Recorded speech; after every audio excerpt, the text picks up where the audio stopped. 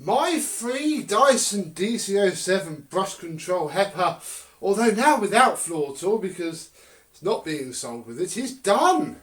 It is now pretty much brand new, bar a couple of areas of damage which we will go through, and hopefully, well, it works still, but hopefully it works better. I haven't actually vacuumed with it yet. We shall see how much it will pick up, and I'll then clean it all out again for sale and see if this quite rare but ever so fragile Dyson is any better now.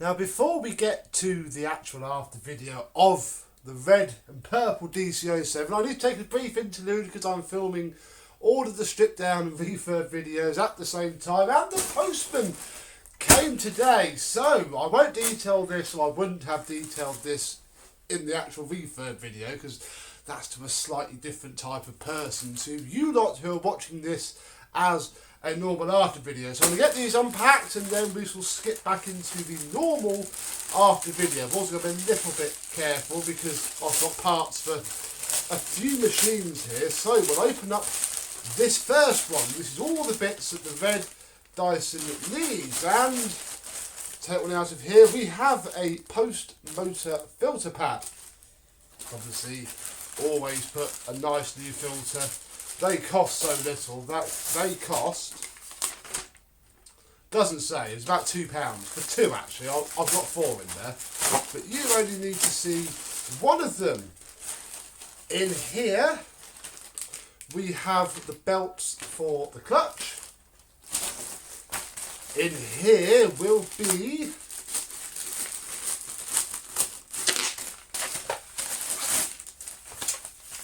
a tool set which is packed up inside a little bag, so I'll take one out. There we go, nice pattern tool set, because obviously we are missing one of the tools and I can't find the red one and it's just not quite worth it. And in here we have the new hose. So these are the only new parts that this Dyson has had. The next scene will be the normal video again, where we shall look at how it looks now and how it came out. So there we go, little interlude, back to the normal video.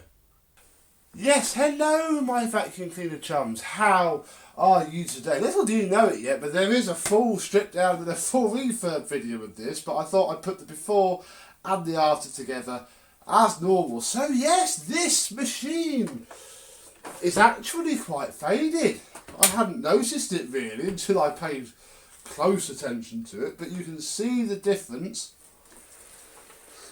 just from the colours of the plastics. I mean, the actual coloured plastics aren't too bad, but this machine is quite fragile. I managed to snap off a corner of the Cyclone, putting it back together.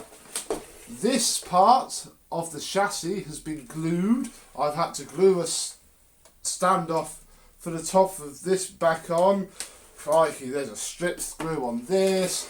The base plate was cracked. It's the problem that I've always had with Dysons is that the coloured ones don't last. There is a teal one that you can buy. For goodness sake, don't. They do not.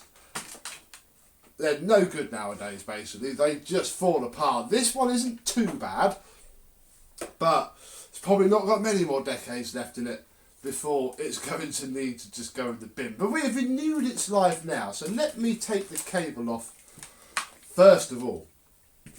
And you cannot already have failed to notice the tools that I put on. Yes, I used a different set of tools. Once I realised that I wasn't going to keep it nor sell it to a collector due to the state of it. I've still got the coloured tools, although I've probably sold them by now, but yeah, it's just had a new toolkit put on for sale because it's easier. However, if we take the wand off, you might notice a brand new hose. It's got a grey end, sadly. Could not find new or used the end, the proper purple end, a hose with the purple end for this. But this one does have a purple bottom. So once the hose is in the wand and all fits into place, you don't notice that it's not the original hose, which is quite nice and certainly absolutely fine for this. What else? Well, it's now very clean, although it won't be for much longer. It has a brand new post motor filter in it. You may recall in the before video I said, oh, you can chuck these through the wash, it'll be fine. Don't do that actually, because this is the one from this. And as you can see, it's shrunk. I think if you wash them regularly, they're okay. But this one, the foams, I mean, this one would have been through the washing machine. This came out the shed as a spare. So it is doable, but it hasn't liked it much. So yeah, perhaps just, if you buy a pair, they're like a £5. Just buy a pair. That's now fit for the bin. We'll clip this back into place, like so, and move on to the bottom part. Which wasn't too bad anyway, really. I don't recall. So it was this one, the other one that was bad. But either way now, it is clean. The brush roll is absolutely fine. New belts on the clutch. Our lower hose has been washed and is now springy again. Although actually, we probably need to test that when we fire it up and actually start vacuuming, because I might need to tweak it ever so slightly. Because you can change, it doesn't seem to be bouncing very well, but then again, we aren't upright and normal. So yeah, mechanically and cosmetically, this has just been Sif. Literally, cream cleaner is all I've used on this. I haven't buffed it, because, I don't know, I don't buff Dyson. It would look nice, but I just don't quite like them enough to want to put the time into polishing it up. It looks very nice as it is, and it's a big shame that they didn't do a purple chassis with it. Unless they did and this is a replacement, but I don't think it is. I think they did. This is how they came. But enough of my horrible voice. Let me plug it in and we'll see if it works any better than it did before. Because whilst it ran before, I mean, it turned on and had a bit of suction, but all the suction was gone. It should be a lot better now. It's got fresh belts, fresh everything. Let's turn it on and see what it sounds like.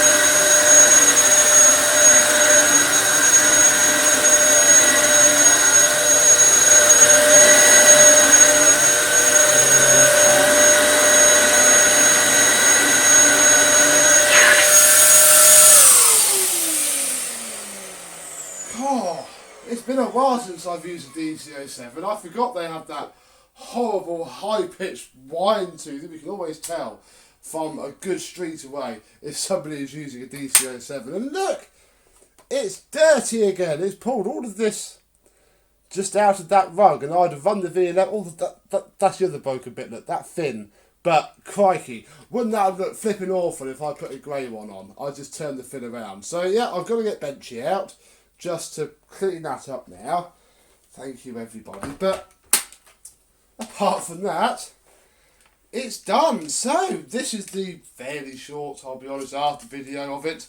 It is now going to be cleaned up and go on sale. I want to get rid of it because I don't have any space. But I did manage to get a full strip down and a full refurbishment video out of it, which will land fairly soon. You will see it pop up if you are subscribed. If you are not subscribed, well, either subscribe or just search, or you'd have to probably want to watch it, so maybe just don't worry about it. But another one done. Oh, costs. I had the figures here on my little notepad. The new hose was £9.99. The post motor filter pad, I didn't go for a Hepa, I went for a pad, was £1.09. These, quite nice but not genuine tools, £4.99. And the pair of clutch belts, £2.22. Grand total of £18.27.